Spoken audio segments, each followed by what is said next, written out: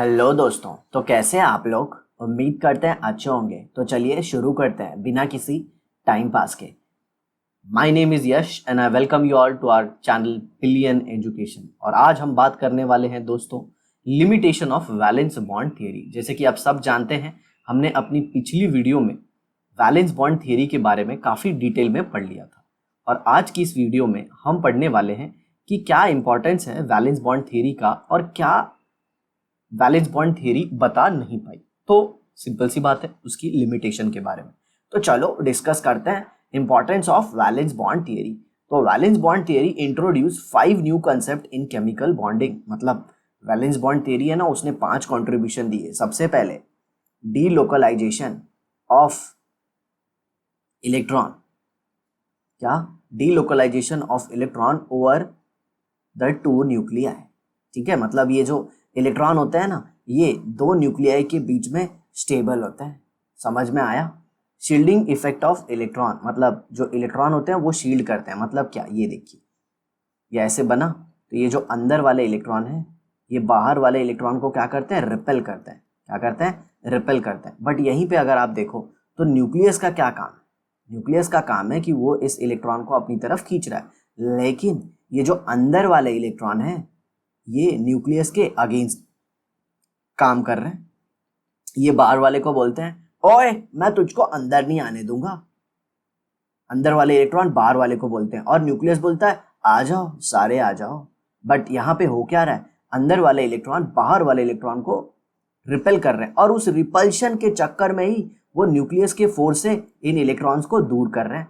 मतलब एक सिंपल बात बताऊं तो ये बाहर वाले इलेक्ट्रॉन को न्यूक्लियस का अट्रैक्शन कम फेस हो रहा है। मतलब ये जो अंदर वाले हैं वो बाहर वाले को शील्ड कर रहे हैं, प्रोटेक्ट कर रहे हैं। एक सिंपल लाइन में सिखा दूं क्या मैं तुम लोगों को शील्डिंग क्या होता है? सपोज इधर तुम हो, ओके, और इधर पापा है और पापा आ रहे हैं आपको भरने, और तब तक बीच में मम्मी आ जाती है।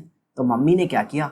आपको पापा के फोर्स से बचा लिया। मतलब मम्मी ने शील्ड किया। वाह वाह सर, समझ में आ गया। ठीक है। Covalent character of a bond, मतलब शेयरिंग कैरेक्टर होता है एक बॉन्ड के अंदर। ओके, मतलब इसका इलेक्ट्रॉन उसका इलेक्ट्रॉन दोनों ने शेयर करके बॉन्ड बना लिया। फिर नेक्स्ट क्या है?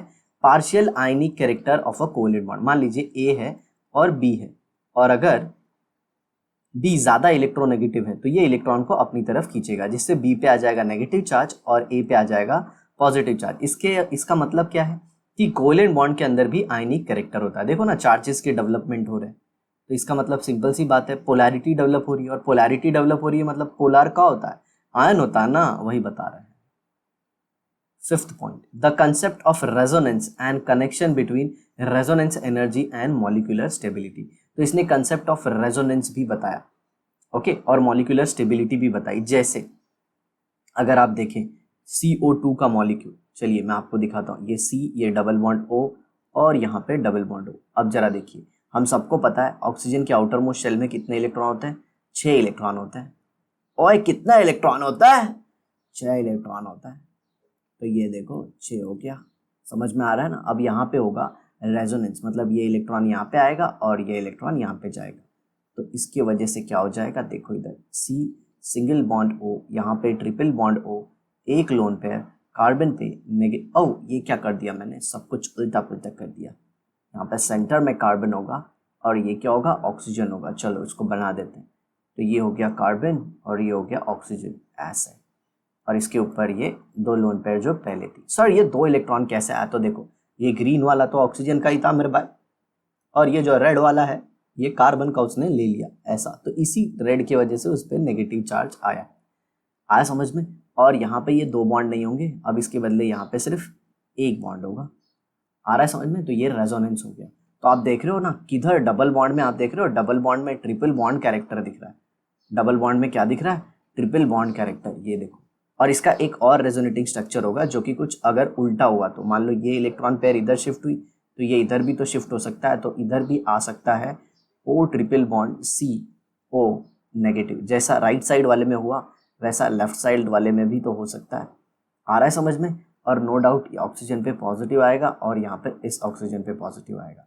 अब सर ये ऑक्सीजन पे पॉजिटिव क्यों आया? क्योंकि इसका एक इलेक्ट्रॉन किसके पास गया? इसका इलेक्ट्रॉन किसके पास गया? कार्बन के पास गया ना। तो सर कार्बन पे भी नेगेटिव आना चाहिए, ओए बट कार्बन का किसने ले लिया, ऑक्सीजन ने ले लिया ना, इस ऑक्सीजन ने ले लिया, इसीलिए कार्बन को मिला लेकिन चला गया, इसीलिए कार्बन पे कोई चार्ज नहीं आया। ओके, बट इस ऑक्सीजन का गया और इसको मिला। तो आप देख रहे हो CO2 में हमें लगता तो डबल बॉन्ड कैरेक्टर है, बट वो डबल बॉन्ड से ज्यादा है, मतलब उसका बॉन्ड ऑर्डर, सर ये बॉन्ड ऑर्डर क्या है, मतलब डबल बॉन्ड से ज्यादा का बॉन्ड एग्जिस्ट होता है उसके बीच में, फ्रैक्शनल। ओके, मतलब CO2 को हम जितना स्टेबल समझते थे उससे भी ज्यादा स्टेबल है, उससे भी क्या है, ज्यादा स्टेबल। इसीलिए तो हम CO2 का प्रॉब्लम ग्लोबल वार्मिंग सॉल्व नहीं कर पा रहे, और ये जितना ज्यादा स्टेबल है उसी को अपन कहते हैं रेजोनेंस एनर्जी, जिसे हम डिस्कस करेंगे अपने एंट्रेंस की वीडियो में। आई होप आपको समझ में आ गया। चलिए आगे देखते हैं। ओके, मॉलिक्यूलर स्टेबिलिटी वही जो मैंने आपको बताया, CO2 को जितना सोचते थे उससे ज्यादा स्टेबल है। आगे देखिए, limitation of valence bond theory. Valence bond theory explains only the formation of covalent bond in which a shared pair of electron come from two bonding atom। मतलब वैलेंस बॉन्ड थियरी सिर्फ और सिर्फ covalent bond के बारे में बात करती है, जिसमें A का एक इलेक्ट्रॉन, B का एक इलेक्ट्रॉन, और वो भी कौन सा, वैलेंस शेल का आके शेयर कर लेंगे और बॉन्ड बना देंगे। However, it offers no explanation for formation of a coordinate covalent bond in which both the electrons are contributed by one of the bonded atom। मतलब ये जो VBT है ना, ये कोऑर्डिनेट कोवेलेंट बॉन्ड के बारे में बात नहीं करती, मतलब डेटिव बॉन्ड के बारे में बात नहीं करती। चलो जिनको याद नहीं उनको बता देता हूँ। मान लो ये अमोनिया है, ये देखो ये अमोनिया है, मान लो क्या ये अमोनिया ही है, और यहाँ पे BF3 है, ये F है, ये F है, ये F है। और अगर आप सबको पता है तो बोरॉन के आउटर मोस्ट शेल में कितने इलेक्ट्रॉन होते हैं, 3 इलेक्ट्रॉन होते हैं, क्योंकि बोरॉन का एटॉमिक नंबर 5 है, तो 2 और 3। तो अगर आप देखो तो बोरॉन को ऑक्टेट कंप्लीट करने के लिए कितने इलेक्ट्रॉन चाहिए, 5 इलेक्ट्रॉन चाहिए। और फ्लोरीन के आउटर मोस्ट शेल में कितने इलेक्ट्रॉन है, फ्लोरीन है 9, 2, 7। तो चलो देखो, ये बोरॉन का इलेक्ट्रॉन येलो कलर का, और रेड कलर का किसका इलेक्ट्रॉन, फ्लोरीन का। तो फ्लोरीन का एक का ही मैं दिखाता हूँ, तो ये देखो ये 7 इलेक्ट्रॉन हो गया, तो ये फ्लोरीन का ऑक्टेट कंप्लीट हो गया। ऐसा सबका होगा, ऐसा सबका होगा, बट अगर आप बोरॉन का देखें तो बोरॉन का ऑक्टेट कंप्लीट नहीं है, तो होगा क्या, ये नाइट्रोजन अपना लोन पेयर इसको दे देता है, और यहाँ पे बॉन्ड बन गया कुछ ऐसा NH, और ये H, एक इलेक्ट्रॉन B, F, F, और यहाँ पे F। अब जरा देखो बोरॉन का भी ऑक्टेट कंप्लीट हो गया, आ रहा है समझ में, और नाइट्रोजन का तो कंप्लीट था ही। दूसरा कलर यूज करते हैं, ये देखो, अब नाइट्रोजन ने इलेक्ट्रॉन पेयर दिया, इसके लिए उसके ऊपर पॉजिटिव चार्ज, और बोरॉन ने लिया, इसके लिए उसके ऊपर नेगेटिव चार्ज। तो ये जो बीच में बॉन्ड देख रहे हो ना, नाइट्रोजन और बोरॉन के बीच में बना है, इसमें ये जो दोनों इलेक्ट्रॉन है ये किसके हैं, नाइट्रोजन के, और इसी को अपन कहते हैं कोऑर्डिनेट कोवेलेंट बॉन्ड। क्या कहते हैं, कोऑर्डिनेट कोवेलेंट बॉन्ड, या फिर इसी को क्या कहते हैं अपन, डेटिव बॉन्ड, डेटिव बॉन्ड। आ रहा है समझ में। इसका फॉर्मेशन के बारे में बात नहीं करता कौन, VBT। ठीक है, आगे देखो, oxygen molecule is expected to be diamagnetic. According to this theory, the 2 oxygen atom in a molecule should have a completely filled electronic shell which gives no unpaired electron to the molecule making it diamagnetic. मतलब ये theory के हिसाब से जो O2 molecule आता है ना, ये डायमैग्नेटिक आता है। क्या आता है, डायमैग्नेटिक। अब ये डायमैग्नेटिक क्या होता है, डायमैग्नेटिक मतलब जब ऑक्सीजन को आप मैग्नेटिक फील्ड में रख दोगे, किस में रख दोगे, मैग्नेटिक फील्ड में। मान लो ये नॉर्थ पोल है और ये साउथ पोल है, हॉर्सशू मैग्नेट है सपोज, तो ऑक्सीजन है ना वो रिपेल होना चाहिए। क्या होना चाहिए, रिपेल। बट ऐसा देखा गया कि जो ऑक्सीजन है ना वो पैरामैग्नेटिक है। क्या है, पैरामैग्नेटिक, मतलब उसके अंदर क्या है, अनपेयर्ड इलेक्ट्रॉन। और अनपेयर्ड इलेक्ट्रॉन किसकी तरह बिहेव करते हैं, टाइनी मैग्नेट की तरह। मतलब ये ऑक्सीजन मैग्नेटिक फील्ड में अट्रैक्ट होता है, और ये VBT ऑक्सीजन के पैरामैग्नेटिक नेचर को एक्सप्लेन नहीं कर पाई। आया समझ में, ऐसा है। 2 अनपेयर्ड इलेक्ट्रॉन होते हैं ऑक्सीजन के अंदर। Thus this theory failed to explain paramagnetic nature of oxygen molecule, और ये बहुत बड़ा लिमिटेशन है। ओके, अब यहीं पे एक बहुत इंपॉर्टेंट क्वेश्चन आता है। आप सबने देखा होगा जो ओजोन है वो हमारे एटमॉस्फेयर के ऊपर होती है, मतलब स्ट्रेटोस्फीयर की नीचे वाले लेयर में। और अगर आप देखो तो ओजोन का मॉलिक्यूलर वेट है 64 AMU, और वहीं पे ऑक्सीजन को अगर आप देखो तो ऑक्सीजन का वेट कितना है 32, क्योंकि ये गलत हो गया 48 AMU और ये कितना है 32 AMU। ओजोन में 3 ऑक्सीजन है ना, तो एक का 16 तो 3 का कितना हो जाएगा 48, और ऑक्सीजन में कितने हैं 2, तो कितना मास हो जाएगा उसका, एटॉमिक वेट में बात कर रहा हूँ, कितना हो जाएगा ऑक्सीजन का 16, तो O2 जो है वो क्या है मॉलिक्यूल है, तो मॉलिक्यूलर वेट क्या हो जाएगा 32 AMU। ठीक है, ये सब हम कुछ पढ़े हैं अपने chapter called as first chapter, या मेरे ख्याल से सम बेसिक कॉन्सेप्ट में ये सारे कुछ पढ़े थे हमने, atomic weight, AMU, mole concept और ये सब। ठीक है, तो देखिए यहाँ पे सिंपल सा मेरा कहना ये है कि ऑक्सीजन मॉलिक्यूल हल्का है किसके कंपेयर में, ओजोन मॉलिक्यूल के कंपेयर में। बट अगर आप देखो तो ओजोन मॉलिक्यूल ऊपर होता है, किधर होता है ऊपर होता है, और ऑक्सीजन मॉलिक्यूल नीचे होता है, जबकि वजन के हिसाब से ग्रेविटी ओजोन को ज़्यादा खींचनी चाहिए और वो नीचे होना चाहिए और ऑक्सीजन ऊपर होना चाहिए। तो आप बताइए इसका आंसर मुझे, क्यों ऑक्सीजन अर्थ एटमॉस्फेयर के नज़दीक होती है या फिर अर्थ एटमॉस्फेयर में होती है और ओजोन ऊपर होती है, जबकि ओजोन हेवी है। ओके, तो अगर आप इसका आंसर देते हो इसका मतलब आप एक ब्रिलियंट स्टूडेंट हो। चलो देखते हैं electronic configuration of beryllium. Okay, explain the formation of BeCl2। तो BeCl2 का फॉर्मेशन बहुत सिंपल है। देखिए ये इलेक्ट्रॉन अनपेयर होके यहाँ पे चले जाएगा, और ये सब कुछ मैंने अपनी पिछली वीडियो में एक्सप्लेन किया है, तो आप इसे वहीं से देख लेंगे तो ज़्यादा अच्छा होगा। हम नेक्स्ट लिमिटेशन की तरफ बढ़ते हैं। Okay, valence bond theory failed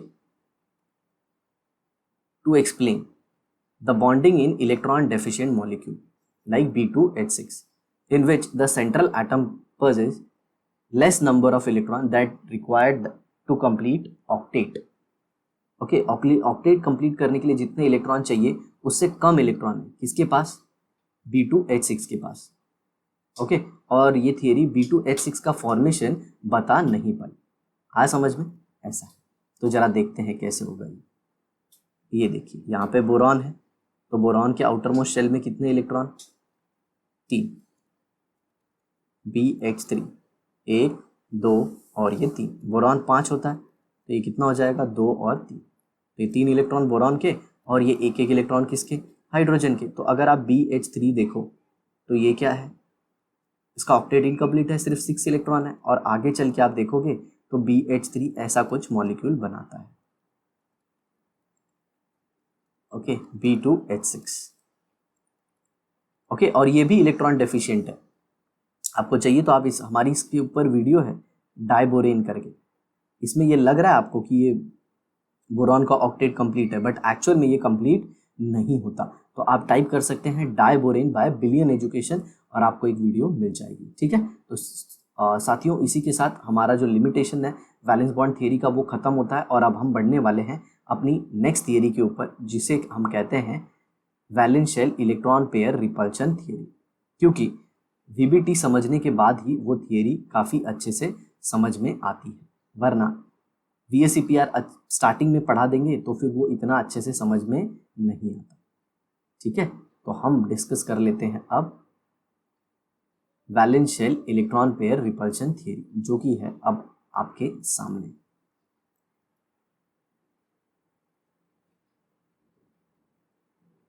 ये देखिए आ गई valence shell electron pair repulsion theory. इसे हमने छोड़ा था और इसी दिन के लिए रखा था कि एक दिन हम VBT कंप्लीट करेंगे और VSEPR को ख़त्म करेंगे उसके बाद। Valence shell electron pair repulsion theory. Okay, ये थियरी क्या बोलती है, वैलेंस शेल आप सबको पता है outermost shell, outermost shell. Okay, properties of substance are dependent on the shape of the molecule, मतलब कौन सा मॉलिक्यूल किस तरह से बिहेव करेगा ये कंप्लीटली डिपेंड करता है उसके शेप के ऊपर। ओके, शेप याद रखिएगा, शेप और ज्योमेट्री में काफ़ी फर्क है, ज्योमेट्री और शेप में काफ़ी फर्क है। क्या होता है ज्योमेट्री, तो वो मैं आपको बताता हूँ। ज्योमेट्री मतलब सेंट्रल एटम का bond pair plus lone pair, दोनों को हम लेके ज्योमेट्री बताते हैं। बट शेप में हम सिर्फ और सिर्फ बॉन्ड पेयर को ध्यान में रखते हैं, लोन पेयर को ध्यान में नहीं रखते। आ समझ में, ऐसा है। चलिए अब आगे देखते हैं। Lewis concept is unable to explain the shape of molecule. Lewis concept is unable to explain the shape of molecule. मतलब लुईस कंसेप्ट ने तो सिर्फ ये बताया कि किसमें ऑक्टेट होता है और किसमें नहीं होता, बट वो शेप नहीं बता पाया। जैसे कि वाटर मॉलिक्यूल को अगर आप लो तो OH और यहाँ पे क्या होता है, 2 लोन पेयर। ठीक है, वाटर मॉलिक्यूल के यहाँ पे क्या होता है, 2 लोन पेयर, बट इसका जो शेप होता है वो वी शेप होता है या फिर बेंट। ये देख रहे हो, ऐसे उल्टा करो अगर तो ये देखिए वी शेप आ गया ना। तो ये सारी जो बातें हैं ये लुईस डॉट स्ट्रक्चर नहीं बता पाया। ठीक है, आगे देखिए, shape of all molecules can not be described completely by a single theory. मतलब हर एक मॉलिक्यूल का जो पूरा शेप है, ओके, उसको हम एक सिंगल थियरी से एक्सप्लेन नहीं कर सकते। ओके, और यहाँ पे मैंने आपको बता दिया है, इसे हमेशा याद रखिएगा कि शेप में सिर्फ बॉन्ड पेयर काउंट होता है, बट ज्योमेट्री में bond pair plus lone pair दोनों काउंट होता है। ओके, अब आगे देखते हैं। One of the popular model used earlier to predict the shape of covalent molecule is the valence shell electron pair repulsion theory proposed by Sidgwick and Powell। मतलब पहले के टाइम पे ये कोवलेंट जो मॉलिक्यूल है इनका जो शेप है generally valence shell electron pair repulsion theory से ही प्रेडिक्ट किया जाता था। It is based on the basic data that electron pairs on the atom shown in the Lewis diagram repel each other. Okay, मतलब इनके कहने का मतलब है कि अगर इलेक्ट्रॉन पेयर है ऐसे, चाहे वो लोन पेयर हो चाहे वो बॉन्ड पेयर हो, तो ये आपस में रिपेल करते हैं। ये आपस में क्या करते हैं, रिपेल करते हैं। ये थियरी के हिसाब से ऐसा है। ठीक है, अब इधर देखिए, in the real molecule they arrange themselves in such a way that there should be a minimum repulsion between them. तो ये जो लोन पेयर हुए, लोन पेयर के बीच में रिपल्शन होता है, लोन पेयर बॉन्ड पेयर के बीच में रिपल्शन होता है, फिर बॉन्ड पेयर के बीच में रिपल्शन होता है। तो ये खुद को ऐसे एडजस्ट करते हैं कि इनका रिपल्शन क्या हो जाए, मिनिमम हो जाए। मान लीजिए 2 लोन पेयर और उनको एकदम बिल्कुल ना के रिपल्शन के साथ रहना है, तो वो क्या कहाँ रहना पसंद करेंगी, at an angle of 180 degree. क्योंकि 180 डिग्री पे एक पूरब तो दूसरा पश्चिम, एक उत्तर तो दूसरा दक्षिण, एक लेफ्ट तो दूसरा राईट, एक पुढे तर दुसरा मागे, म्हणजे त्यांच्यामध्ये रिपल्शन खूप कमी असणार। कळलं काय? The arrangement of electron is called as electron pair geometry.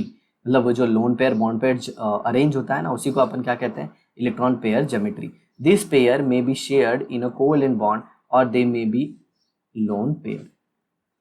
Okay, मतलब इलेक्ट्रॉन पेयर 2 टाइप की होती है, लोन पेयर या फिर बॉन्ड पेयर। अब कुछ रूल्स हैं VSEPR के, वो देख लेते हैं। Electron pair arrange themselves in such a way that repulsion between them should be minimum. ये तो हमें पता है। The molecule acquires minimum energy and maximum stability. मतलब सिंपल सी बात है, जब अगर इलेक्ट्रॉन पेयर के बीच में रिपल्शन अगर कम होगा तो सिस्टम की एनर्जी कम होगी, और जिसकी एनर्जी कम उसकी स्टेबिलिटी ज़्यादा। और मैं आपको बार बार एग्जांपल देता हूँ, एक न्यूली बॉर्न बेबी ले लो और एक बुढ़ा आदमी ले लो, तो जो बूढ़े आदमी होते हैं वो काफ़ी स्टेबल होते हैं क्योंकि उनकी एनर्जी काफ़ी कम है। बट वहीं पे अगर न्यूली बॉर्न बेबी को देख लो तो उसकी एनर्जी काफ़ी ज़्यादा होती है, तो हमेशा ची पो चालू रहता है उसका। हाँ, समझ में, नया खून है ना मेरे भाई। Loan pair of electron also contribute in determining the shape of molecule. ये देखिए, लोन पेयर भी यहाँ पे बोल दिया गया है कि लोन पेयर जो होता है वो भी कंट्रीब्यूट करता है शेप को डिटरमाइन करने में। बट याद रखिएगा, शेप को बताते वक्त हम लोन पेयर को नहीं देखते, ओके, बट जो शेप आता है उसमें लोन पेयर का कॉन्ट्रीब्यूशन होता है। आ रहा है समझ में? ये मैं आपको आगे समझा दूंगा। Repulsion of other electron pair by the lone pair stronger than that of the bonding pair. मतलब जो रिपल्शन होता है वो सबसे ज़्यादा लोन पेयर का होता है, और फिर उसके बाद किसका होता है, लोन पेयर, बॉन्ड पेयर, और फिर बॉन्ड पेयर। अब देखिए, इसे समझना बहुत ही ज़रूरी है, ऐसा क्यों होता है। तो ज़रा देखिए, मान लीजिए ये A है और ये B है, और इनके बीच में ये 2 पेयर हैं। इसे आप क्या कहोगे, इसे आप कहोगे बॉन्ड पेयर। ओके, और मान लीजिए A के ऊपर एक लोन पेयर है और ये B के ऊपर एक लोन पेयर है। ठीक है, अब जरा देखिए ध्यान से, ये लोन पेयर और ये lone pair, this lone pair completely belongs to A, this lone pair completely belongs to B। तो होता क्या है,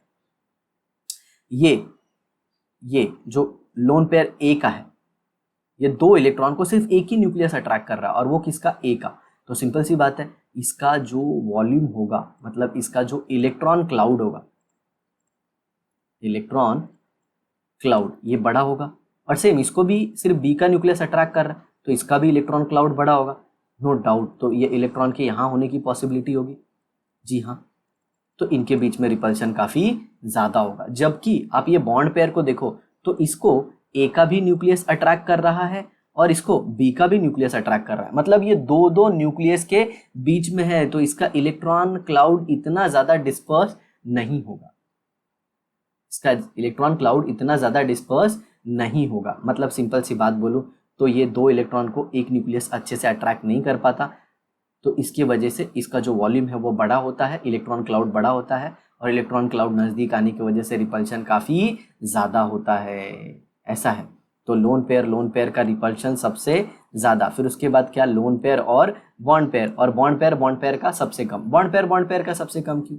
मान लीजिए ये ए है, बी है, और बी किसी एटम है सी को अटैच है। अब जरा देखिए, मान लीजिए यहाँ पे लोन पेयर थी ऐसे, अब इसके और इसके बीच में रिपल्शन कम क्यों है? क्योंकि सिंपल सी बात है, ये दो इलेक्ट्रॉन को बी का भी न्यूक्लियस अट्रैक्ट कर रहा है और सी का भी, तो इसका ये जो इलेक्ट्रॉन क्लाउड है ये एक्चुअल में और भी पतला होगा, मतलब ये ऐसा पतला होगा, ये ऐसे, और इसका भी इलेक्ट्रॉन क्लाउड क्या होगा, बहुत ही पतला, तो ये जल्दी नज़दीक नहीं आएंगे, तो इनके बीच में रिपल्शन क्या होगा, कम होगा। आई होप आप समझ रहे होंगे, ठीक है।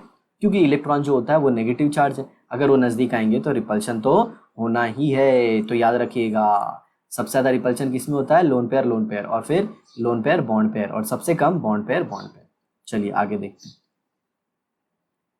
Lone pair repulsion is maximum because this electron pair is under the influence of only one nucleus while the bonded pair is shared between two nuclei. Okay, thus the number of lone pair and bonded pair of electron decides the shape of molecule. Okay, क्योंकि simple सी बात है, मान लीजिए ये A था और ये दो एटम B और C से अटैच था, पहले ये लीनियर था 180, बट अगर इधर लोन पेयर ला दो तो ये क्या करेगा, इसको रिपेल करेगा, तो ये कैसा हो जाएगा, ये B हो जाएगा, ये C और ये लोन पेयर। बट हम इस लोन पेयर को शेप में नहीं काउंट करेंगे, बट पहले अगर आप देखोगे तो पहले शेप क्या था, लीनियर, विदाउट लोन पेयर की मैं बात कर रहा हूँ, पहले शेप क्या था, लीनियर, लेकिन जब लोन पेयर आ गया तो इसका शेप क्या हो गया, वी शेप या फिर बेंट, ठीक है। Molecules having no lone pair of electron have a regular geometry, मतलब उसमें कुछ फर्क नहीं पड़ेगा, बट लोन पेयर आने के बाद जो ज्योमेट्री है वो चेंज हो जाती है, ठीक है। चलिए आगे देखते हैं। रेगुलर ज्योमेट्री मतलब जैसा होना चाहिए था वैसे, जैसे एक एग्जांपल यहीं पे दे देता हूँ। मान लीजिए अगर टेट्राहेड्रल ज्योमेट्री, तो आप सबको पता है टेट्राहेड्रल कैसा होगा, ये कार्बन मान लीजिए यहाँ पे, ये ऐसे, ये H और ये H, ये जो दो है ये हमारे स्क्रीन पे है, और ये आपकी आंखों की तरफ है, और ये आपकी आंखों से पीछे, आपकी आंखों से क्या है, पीछे। चलिए और थोड़ा अच्छे से इसे बनाते हैं।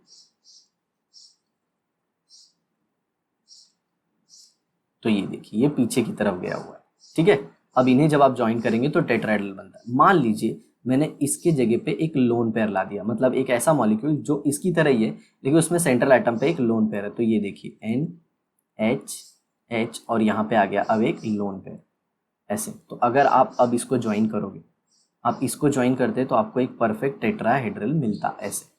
टेट्रा मतलब 4 फेस वाला, लेकिन अब ये तो लोन पेयर है, इसे तो नहीं काउंट करेंगे, इसे तो ये क्या करेगी, लोन पेयर इसको रिपेल कर देगी, इसको भी रिपेल कर देगी, राइट। और उसके रिपेल करने की वजह से होगा क्या, सिंपल सी बात है, ये बॉन्ड थोड़े और नीचे आ जाएंगे, ऐसे ये बॉन्ड इधर रहता लेकिन अब किधर आ गया, देखिए नीचे आ गया, आया समझ में आपको, ऐसा। और अब अगर आप इन्हें ज्वाइन करके इनका शेप देखेंगे तो ये देखिए, ऐसे ज्वाइन किए, ऐसे और ऐसे, तो ये बन गया पिरामिड की तरह। क्या बन गया, पिरामिड। तो ये था रेगुलर ज्योमेट्री, और ये था डिस्टॉर्टेड ज्योमेट्री, इसे क्या कहेंगे, डिस्टॉर्टेड ज्योमेट्री। तो ये रेगुलर ज्योमेट्री को ही आप ज्योमेट्री कहो, और ये जो डिस्टॉर्टेड है इसको आप क्या कहो, शेप कहो, ऐसा।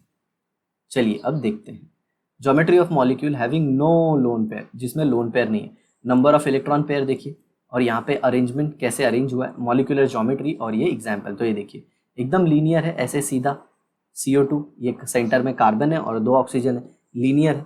तो ऐसे कौन से एग्जाम्पल हैं, Br2 और CO2। अब देखिए ट्रायगोनल प्लेनर, अब इनके बीच में एंगल कितना होगा, 120 डिग्री, सब पेपर के प्लेन पे ही आएंगे। एग्जाम्पल क्या है, BCl3, ट्रायगोनल प्लेनर। अब आप एक सिंपल बताइए, 4 आइटम है, एक सेंट्रल आइटम है, और आपको 3 आइटम को अरेंज करना है, कैसे अरेंज करोगे, सर मैं ऐसे अरेंज करूंगा, ऐसे, लेकिन यहाँ पे बेटा 90 डिग्री का एंगल हो जाएगा ना, जो कि गलत है।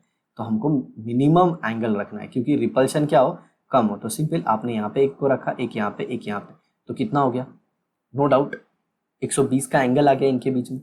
ठीक है, अब जरा देखिए, अगर 4 है तो कैसे अरेंज करोगे। 4 है तो अब तो 2D में अरेंज करना बनता ही नहीं, अब तो 3D आ जाएगा। तो देखो, इसको ज्वाइन करो तो ये बन गया एक फेस, इसको ज्वाइन करो तो ये बन गया 2 फेस। ओके, ऐसे ही ये जो सामने आपने एक ज्वाइन किया, ये एक फेस बन गया, ये दूसरा फेस बना। ऐसे ये नीचे वाले को ज्वाइन करोगे, चलिए आपको दिखाता हूँ मैं नीचे वाले को ज्वाइन करके।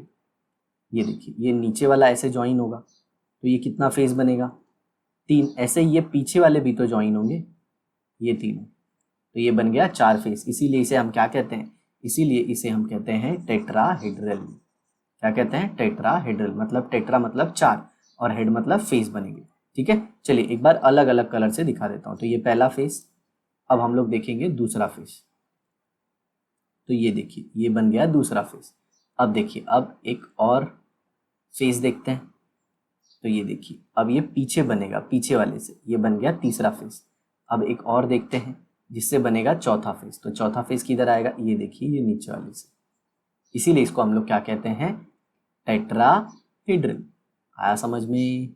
हाँ सर। नेक्स्ट आता है ट्राइगोनल बाइपिरामिडल। तो देखिए, इसको ज्वाइन करोगे तो क्या बन गया, ट्राइगॉन। क्या बन गया, ट्राइगॉन। अब पिरामिड किधर बनेगा, एक पिरामिड ऊपर बनेगा और एक पिरामिड नीचे बनेगा। ये देखो, एक इधर, ये इसको ज्वाइन करने से एक पिरामिड बन गया, देखो।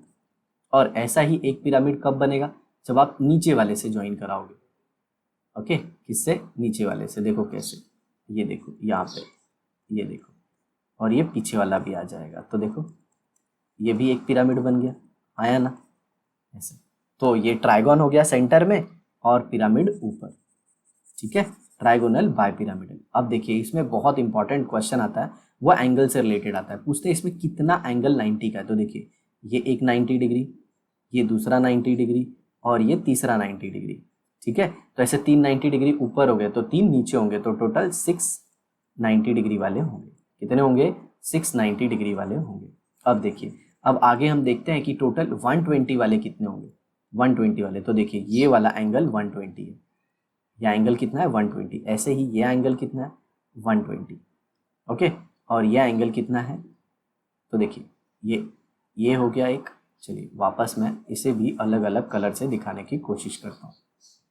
तो ये हो गया एक एंगल 120 डिग्री। चलिए इसे डार्क करते हैं थोड़ा, ये हो गया। एक्चुअल में ये जो प्लेन में आप देख रहे हो ना, ये प्लेन में ट्राइगॉन, ये एक्चुअल में ऐसा है, ये ऐसा है। तो आई होप अब आप समझ रहे होगे। और ये जो ऊपर वाला बॉन्ड है, ये स्क्रीन से बाहर की तरफ आया और एक स्क्रीन से अंदर गया, ऐसे सोचिए, तो आपको एकदम अच्छे समझ में आएगा। 120 120 120, तो 120 वाले कितने हैं, 3 हैं। अब क्वेश्चन आता है 180 वाला कितना है। तो 180 वाला तो मेरे भाई एक ही है ना, 180 वाला एक ही है। सर कैसे 180 वाला एक ही है, जरा बता दीजिए तो हमें भी। तो देखो मेरे दोस्त, 180 वाला एक ही है और वो ये है, ये सीधा। ओके, तो याद रखना, 90 वाले 6, 120 वाले 3 और 180 वाला एक ही एंगल है। और उसके एग्जाम्पल कौन है, PCL 5, SBF 5 और ASF 5। देखिए यहाँ पे A5 F5 दे दिया, वो गलत है, ASF5 होगा। ठीक है, चलिए अब देखते हैं ऑक्टाहेड्रल। अब ये ऑक्टाहेड्रल कैसा है, देखिए ऑक्टाहेड्रल मतलब ये होता है कि ये प्लेन में, ये सेंट्रल एटम, एक इधर एक इधर एक इधर एक इधर, इन सबके बीच में एंगल कितना है, 90 डिग्री है। ठीक है, और एक ऊपर की तरफ है, एक नीचे की तरफ। मतलब ऐसे मान लीजिए, ये स्क्रीन से आपकी आंखों की तरफ आ रहा है और ये स्क्रीन से अंदर की तरफ घुस गया। तो अब इसमें टोटल कितने 90 होंगे, तो देखिए, ये एक 90, फिर ये 2 90, फिर ये 3 90 और फिर ये 4 90। तो ऐसे 4 ऊपर हो गए, तो 4 किधर होंगे, नीचे भी होंगे। 4 किधर होंगे, नीचे भी होंगे। और मैं आपको 4 दिखाता हूँ, और मैं आपको 4 दिखाता हूँ इसमें एंगल। ठीक है, ध्यान से देखिएगा। ये देखिए, ये 1, ये 2, ये 3 और ये 4। ओके, इनका आपस में 4, तो 4 ऊपर, 4 नीचे और 4 प्लेन में। 4 प्लेन में, तो टोटल कितने 90 वाले हो गए, 12 90 वाले हो गए।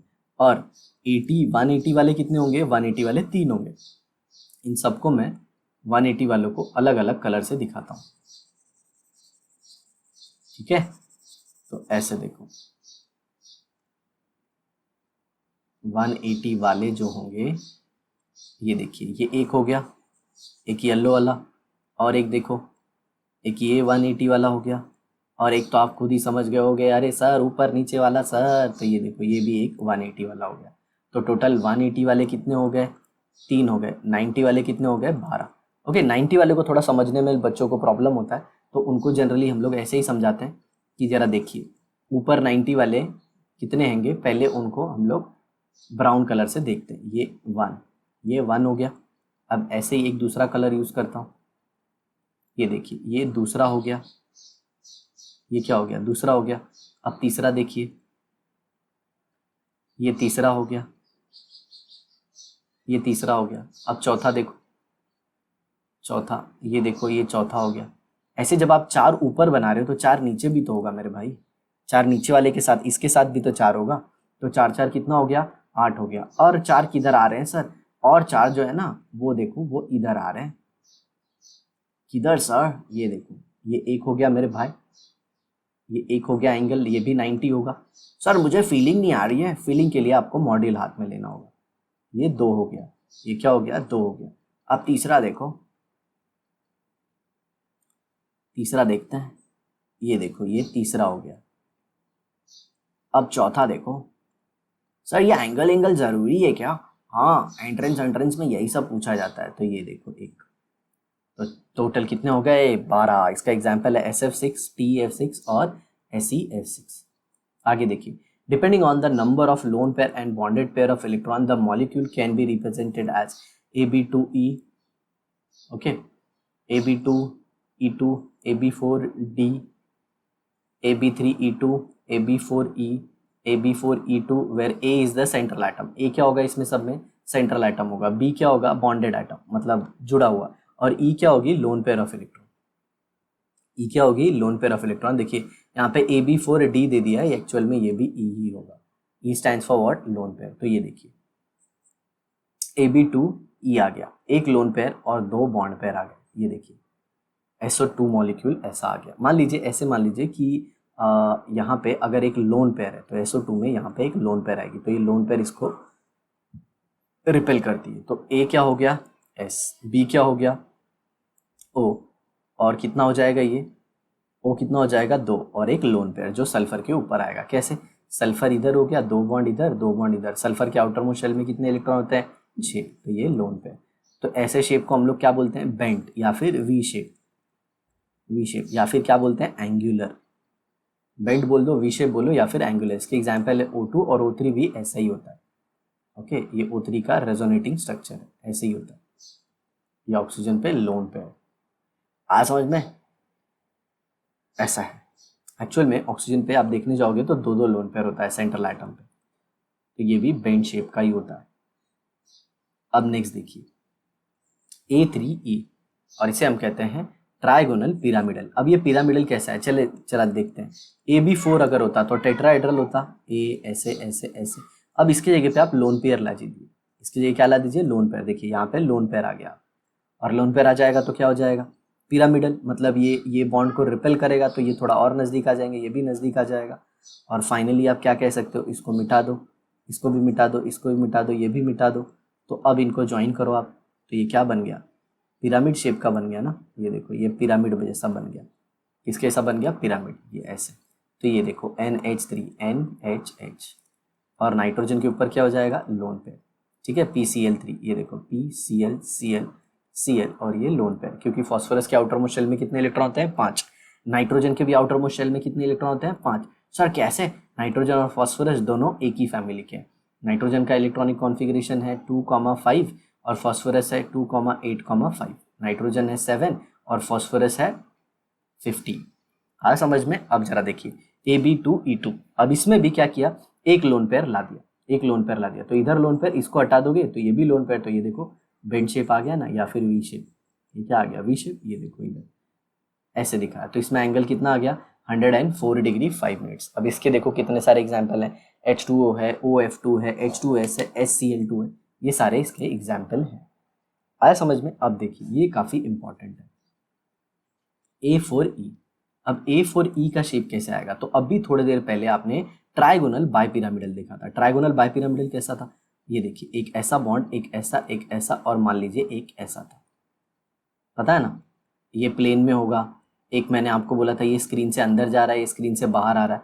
अब जरा समझने की कोशिश कीजिए। ये देखिए मान लीजिए ये एक हट गया और इसके जगह पे आ गया लोन पेयर, इसके जगह पे क्या आ गया अब, लोन पेयर, लोन पेयर। तो ये देखिए ये बॉन्ड जो है ये मान लीजिए पीछे की तरफ है और ये आपसे आगे की तरफ है, मतलब ये आपकी आंखों की तरफ है और ये पीछे की तरफ है, ठीक है। और ये ऐसा पेपर के प्लेन में, मतलब पेपर के ऊपर है। तो ये देख रहे हैं ना, ये पीछे की तरफ है, ये आगे की तरफ है। तो ये कैसा दिख रहा है, बचपन में आप खेले थे ना सीसॉ, उसकी तरह। यहाँ पे आप बैठ जाते थे मोटे से, ये नीचे हो जाता था। यहाँ पे आपका पतलू सा दोस्त बैठता था, ऊपर हो जाता था, ठीक है। तो इसे क्या कहते हैं, सीसॉ। यहाँ पे देखिए, तो सीसॉ ज्योमेट्री कब मतलब सीसॉ शेप कब आता है, सीसॉ शेप तब आता है जब ट्राइगोनल बाइपिरामिडल में, किसमें, ट्राइगोनल बाइपिरामिडल में एक लोन पेयर आ जाता है। क्या आ जाता है, ट्राइगोनल बाइपिरामिडल में एक लोन पेयर। और इसका एग्जाम्पल क्या है, SF4। ये थियरी बहुत इंपॉर्टेंट है दोस्तों, आपको एंट्रेंस में इसके ऊपर 100% एक क्वेश्चन मिलेगा, ठीक है। अब यहाँ पे देखिए, अब ये जो सीसो है इसमें एक को हटा दो, मतलब इसको हटा दो, देखो यहाँ पे इसको हटा दो, इसको गायब कर दो, तो आपको क्या मिल जाएगा, टी शेप। क्या मिल जाएगा, टी शेप, क्योंकि अब यहाँ पे दो दो लोन पेयर आ जाएंगी। कैसे, जरा देखिए यहाँ पे, जो पहले वाली ज्योमेट्री थी उसको मैं ऐसे भी बना सकता हूँ, ऐसे ऐसे, राइट। और यहाँ पे एक बॉन्ड था, यहाँ पे एक बॉन्ड था, इस बॉन्ड को हटाओ, इस बॉन्ड को हटाओ, और यहाँ पे क्या लेके आओ, लोन पेयर लेके आओ। तो इधर देखो, अब यहाँ पे क्या आ गई, लोन पेयर, यहाँ पे भी आ गई लोन पेयर। नो डाउट इसमें एंगल अभी भी 120 का ही है, अभी भी एंगल 120 का ही है। लेकिन अब ये क्या करेगा, अब ये इसको रिपेल करेगा, ये इसको रिपेल करेगा, तो ये कुछ ऐसे हो जाएगा। आप देख रहे हो, ये टी शेप हो गया, ये क्या हो गया, टी शेप, ठीक है। तो इसमें दो लोन पेयर आना चाहिए। चलिए मैं एक को एक्सप्लेन कर देता हूँ, ClF3। तो ये Cl है, F है, यहाँ पे भी F है, यहाँ पे भी F है। और Cl के आउटर मोस्ट शेल में कितने इलेक्ट्रॉन होते हैं, 7। तो 1 2 3 4 5 6 7। तो देखिए दो लोन पेयर आ गया और ये 3 बॉन्ड पेयर। आ रहा है समझ में, ऐसा। तो सीसॉ में एक और लोन पेयर, या फिर आप ऐसे कह सकते हो ट्राइगोनल बाइपिरामिडल में, ध्यान से सुनना, ट्राइगोनल बाइपिरामिडल में अगर दो लोन पेयर आया तो जो शेप होता है वो टी शेप होता है। क्या होता है, टी शेप होता है। अब आगे देखिए, AB5E, मतलब AB5E मतलब अगर AB6 होता तो क्या होता, ऑक्टाइड्रल। क्या होता, ऑक्टाइड्रल। अब ऑक्टाइड्रल कैसा होता है, मैंने आपको बताया ही था, ये सेंट्रल ऐसे ऐसे ऐसे, एक ऊपर और एक नीचे। तो अब ऑक्टाइड्रल नहीं है, तो एक बॉन्ड को हटा के आपको क्या करना होगा, लोन पेयर लाना होगा। तो ये देखिए यहाँ पे नीचे लोन पेयर आया है, यहाँ पे नीचे क्या आएगा, लोन पेयर आएगा। और अगर इसको ज्वाइन करोगे आप तो ये बन गया स्क्वायर। क्या बन गया, ये स्क्वायर बन गया। और पिरामिड कैसे बनेगा, ऊपर ज्वाइन कीजिए, ये देखिए ये बन गया पिरामिड आपका। तो ये बन गया स्क्वायर पिरामिडल। और एक चीज़ और बताना चाहूँगा, ऑक्टाइडल का नाम स्क्वायर बाय पिरामिडल भी होता है। और इसके लिए एग्जाम्पल कौन है, BrF5। तो ये देखिए Br हो गया, Br के आउटर मोस्ट शेल में कितने इलेक्ट्रॉन होते हैं, 7 होते हैं। तो ये 4 हो गए, और यहाँ पे एक फ्लोरीन और एक यहाँ पे लोन पेयर। तो ये देखिए ये 2 इलेक्ट्रॉन, ये 3, ये 4, ये 5, ये 6 और ये 7। तो ये स्क्वायर में आ गया और ये पिरामिड बन गया, ऐसे। हाँ, थियरी बड़ी इंटरेस्टिंग है। अगर हमारा लाइव क्लास होता तो मैं सामने आपको मॉडल से ये सारी चीज़ें एक्सप्लेन करता और आपको बहुत ही अच्छे से ये सब कुछ समझ में आ जाता, ठीक है। चलिए अब लास्ट वाला देखते हैं। अब ऑक्टाहेड्रल में ही दो लोन पेयर आ गए, ऑक्टाहेड्रल में ही दो लोन पेयर आ गए, मतलब ये भी अब हट जाएगा। जो ऊपर आप देख रहे हो ना, ये भी हट जाएगा। तो फिर क्या बच गया, स्क्वायर बच गया। और ये किधर आ जाएगा, एक ही प्लेन में आ जाएगा। और एंगल कितना हो जाएगा इसमें, 90, मतलब इधर भी लोन पेयर, इधर भी लोन पेयर, ठीक है। तो ये क्या बन गया, स्क्वायर प्लेनर। इसका एग्जाम्पल क्या है, XeF4। तो ये देखिए ये Xe हो गया, यहाँ पे F, यहाँ पे F, यहाँ पे F, यहाँ पे F। और Xe क्या है, एक इनर्ट गैस है। इनर्ट गैस के आउटर मोस्ट शेल में कितने इलेक्ट्रॉन होते हैं, 8। तो एक लोन पेयर इधर और एक लोन पेयर इधर, 4 इलेक्ट्रॉन, 5 6 7 और ये 8। और इसको ज्वाइन करोगे तो ये क्या बन गया, स्क्वायर और ये लोन पेयर। आई होप आपको समझ में आ गया सर, फेंटाब्लास्टिक, फैंटास्टिक, ठीक है। देखिए यहाँ पे the VSEPR theory is therefore able to predict and also explain the geometry of large number of compound, particularly p block element. Let us explain the bond angle in ammonia and water. अब आप ये सब कुछ पढ़ोगे तो आपको बहुत ही अच्छे से समझ में आ जाएगा, ठीक है। तो आप अब वाटर, अमोनिया के मॉलिक्यूल को इजीली समझ सकते हो, ठीक है। वाटर और अमोनिया को अगर आपको समझना है तो सिंपली आप पहले कार्बन से स्टार्ट करो। तो इधर देखो, कार्बन है, यहाँ पे हाइड्रोजन, यहाँ पे हाइड्रोजन, यहाँ पे हाइड्रोजन, यहाँ पे हाइड्रोजन। तो अब जरा देखिए, इसका जो ज्योमेट्री होता है वो टेट्राहेड्रल होता है। क्या होता है? टेट्राहेड्रल। मान लीजिए ये पीछे की तरफ या आपकी आंखों की तरफ है और ये पीछे की तरफ है, और ये क्या है? ये प्लेन ऑफ पेपर है। अब इसे ज्वाइन करेंगे, तो ज्वाइन करेंगे तो क्या बन जाएगा? टेट्राहेड्रल बन जाएगा। ठीक है, क्या बन जाएगा? टेट्राहेड्रल। अब जरा देखिए, इसी को एक को हटाता हूँ मैं और यहाँ पे लोन पेयर लेके आता हूँ। क्या लेके आता हूँ? Lone pair. अब ये हटा देता हूँ और यहाँ पे क्या आ जाएगा? लोन पेयर आ जाएगा। तो ये देखिए, ये इसको भी हटा दिया कार्बन को, और यहाँ पे मैंने ले लिया नाइट्रोजन को। और आप सबको पता है नाइट्रोजन के आउटर मोस्ट शेल में कितने इलेक्ट्रॉन होते हैं? 5, 1 2 3, और यहाँ पे आ गई है लोन पेयर। अब जरा देखो, लोन पेयर तो हम कंसीडर नहीं करेंगे, तो ये हो गया ऐसे।